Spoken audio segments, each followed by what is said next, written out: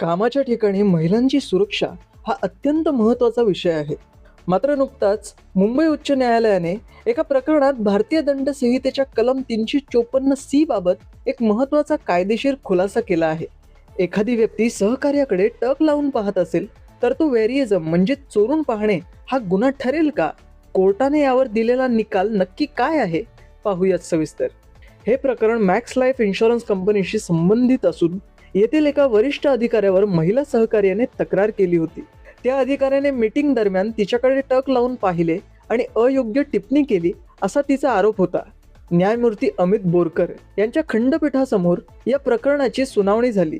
8 April 2026 रोजी कोर्टाने आदेश दिला की संबंधित अधिकाऱ्याचे वागणे जरी चुकीचे असले तरी त्या व्यक्तीवर IPC कलम 354C या अंतर्गत गुन्हा चालवता येणार नाही.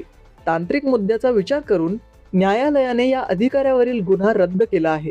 कोर्टाने आपल्या निरीक्षणात स्पष्ट केले की कायद्यानुसार चोरून पाहणे म्हणजेच काय, तर कलम 354C नुसार जेव्हा एखादी महिला कपडे बदलणे, स्वच्छतागृहाचा वापर करणे किंवा इतर कोणत्याही खासगी कृतीत असते, तेव्हा जर कोणीही तिला चोरून पाहिले किंवा तिचे चित्रण केले तरच तो गुन्हा ठरतो.